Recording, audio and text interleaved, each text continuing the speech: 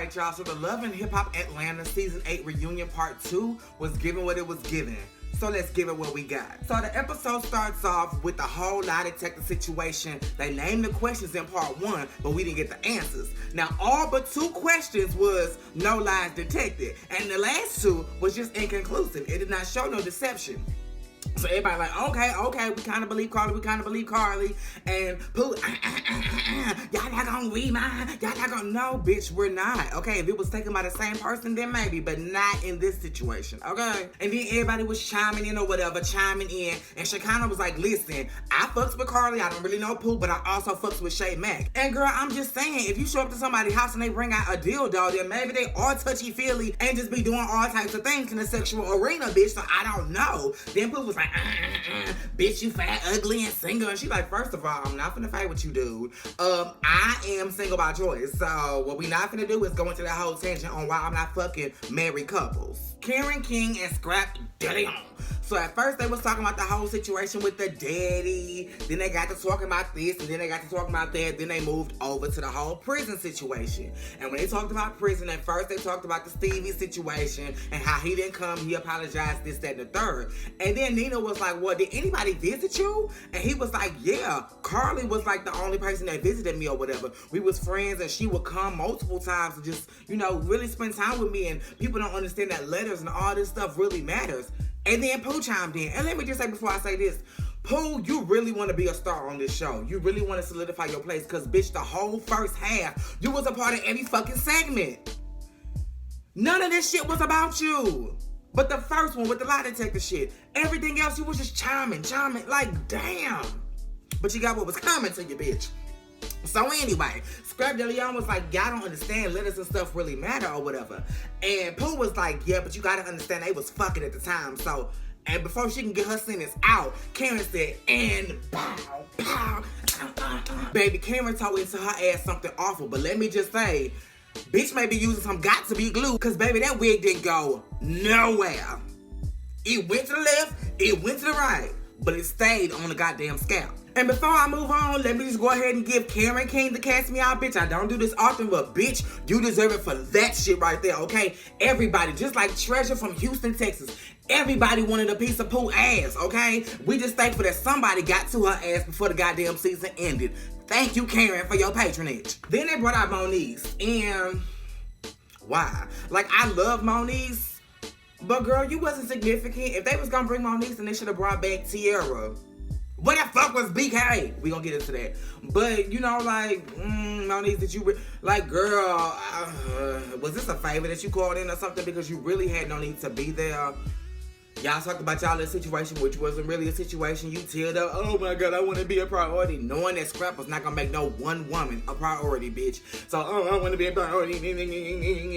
And girl. Sierra and, well, I would say BK, but he was absent from the body and with the Lord. So, she was talking about her whole little situation with an absent BK. And Pooh at the time had got escorted to the back, because after she got mollywopped by Karen, they escorted her ass to the back after Karen had got loose from her wig. So she in the back, bring me back out, I don't give a damn, y'all, bring me back out. But they was like, nah, for this segment, we just gonna have you in the back or whatever. And they was like, Pooh, why did you go to the glam shop all turned up and shit? And she was like, no, honestly and truly, I came in peace, but Sierra turned up on me. And Sierra was like, bitch, you may be a lot of things, but honestly, I was kind of believing your ass, because it's along the vein of shit that BK does. So I was believing you. And then Pooh turns it negative again. Yeah, girl, because you've been at my house and everything, and you was talking about, oh, I want to live like you, and I wish I could be like you. I don't know Sierra that well, but from what I have gathered over the seasons that we've been seeing her, she ain't that type of girl to just be like, oh, I want to be like you. I wish I had your life. She own her own salon. She got a microblading business that she tour around the world with. And she happy. Like, why would she? Akbar versus Atlanta. Child, we went down the whole little rabbit hole of you flew here, I grew here, this, that, and the third. I'm the queen. You got to check in, this, that, and the third. And Tokyo was like, bitch, okay, like, yes, I did fly here first class. I'm not trying to be the queen of Atlanta, bitch. I'm trying to accomplish much more. Like, girl, I don't really care. Like, I don't feel like people should check in with you for what, bitch? You doing video shoots in a goddamn convenience store. Ain't that Piggly Wiggly? Like, so girl, why are we even having this conversation? Then when I got the spice, she was like, honey, move it along. Scoot over, because it's gonna be 2 queens. I'm a dance out. Girl, bitch, Disney. I know y'all have casted Haley, but bitch, that's your Sebastian right there. Call Spice. Under the sea. Oh, down where it's wetter. Give me some better. Whatever the fuck the words is. Bitch. Oh, bitch, what if Sebastian was twerking? Bitch, all I know is if y'all find y'all a white Jamaican, bitch, we gonna have some motherfucking problems. Because when you say Jamaica, you don't think of motherfucking Caucasian people. Then it was Akbar versus Shekinah. And then it was like, girl, what's really going on? So Akbar was like, listen, she was messing with a dude in the past. Then I got pregnant by him. And what people don't know is Shekinah likes to act like she all bougie and professional in front of the camera. But behind closed doors, she messy. She still be calling him up. She still be this and that. Girl, how would you know? Because Nina didn't get no confirmation, but bitch, I know for a fact you ain't fucking with him no more. So why should it even matter that she is? If she is. What's it to you? So because you got a baby, she just barred from ever speaking to him again, bitch? Girl. So Shekinah told her part. Shekinah was like, bitch, I was fucking with him when he was a nobody, okay? This was years ago when we were kids.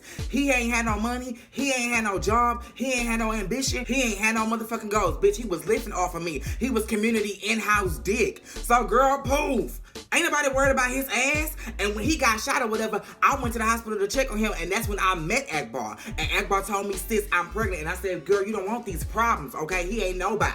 Then, of course, Akbar wasn't feeling that, so they got to arguing or whatever, and Sierra jumped in. No, let me back up. Shekinah was like, Akbar didn't attack everybody on this panel, everybody on this show, and Pooh chimed in and was like, no, she hasn't. And Shekinah was like, I wasn't even talking to you, sir. Like, I wasn't even talking to you, dude. And Pooh, oh, shut the fuck up before I get Akbar to beat your ass. And that's when Sierra jumped in. And when Sierra jumped in, here come Pooh pulling panties out her motherfucking bra. Now, this is where I get confused because, bitch, you and Sierra had no ties in this whole situation. And the only package y'all had to talk about together was the whole situation when you was supposedly messing with BK. If you didn't throw the panties in, bitch, why was you holding on to it? Like, did you just assume there was going to be another opportunity for you to do this? Like, you was waiting on a chance. You had dirty panties in your motherfucking bra. The comment you made was that she could keep the panties because you couldn't get the stains out. You had stains from another woman's pussy, panties, against your titties. Girl, are you serious? You want to be a star that bad on this show? You will never be Jocelyn. You will never be Tommy. And Shekinah, before I get off the segment, let me just say, bitch, I clowned you for your outfit, but I'm glad you stood up and you walked in and you said, bitch, let me march.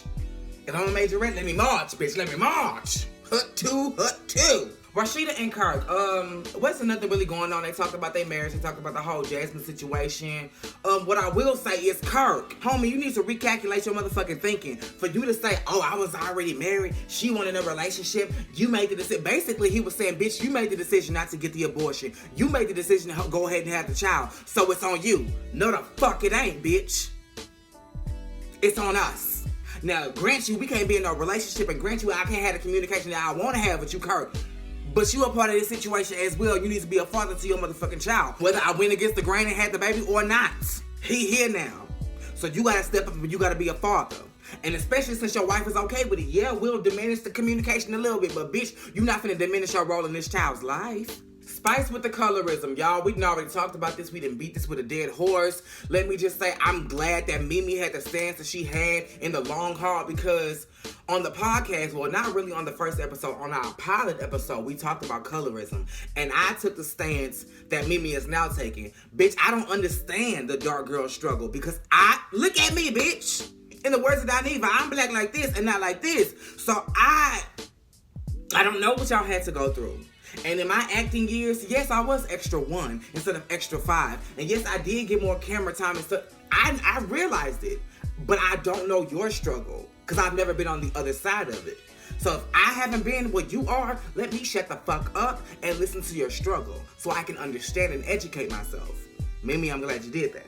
Tokyo with the depression. Tokyo, I'm glad you spoke up about it. As y'all know, if y'all been a part of my channel for as long as I've been running it, y'all know that the first couple of Me Out Mondays I was talking about my own battle with depression and how I didn't really like the medication I was on and all of that. So I applaud you for taking a bigger platform to speak on it, because a lot of people experience depression and think that they're alone and don't even know what depression is. So for us to be out and be like, hey, we deal with it too, you're not by yourself, that really helps a lot of people. Y'all don't know how many people hop in my inbox and tell me how I've helped them just talking about it. And honestly, I feel a little insecure talking about it because I didn't want to put myself out there like that. But now that I know that it helps people, I'll put myself on the front lines any day. But what I will say is, Tokyo, I'm glad you're out of the depression. I'm also glad that you got a man in your life and you get loved on. I hope you fucking, because girl, you 23, 24 years old. I'm not going to pressure you to do nothing, but girl, you are missing out. Alright.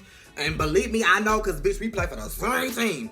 You missing out. But y'all, that was the reunion. That was the season. The rest was just a wrap up. Nobody was really asked if they was gonna come back. They just gave a little wrap up of their lives or whatever. And yeah, that was the season. That was the reunion. It gave what it gave. Hop in the comments, let me know what y'all think about this part of the reunion, what y'all think about the whole Carly versus Pooh situation, and how do y'all feel about Pooh in general? How she just hopping around in everybody's storyline just to get some action. The bitch got hauled off 2 to 3 times. Like, they kept having to welcome her back. So what y'all think about that? Was she doing too much? As always, be sure you guys are liking, commenting, and subscribing, and that your notifications are on. Same place, same time.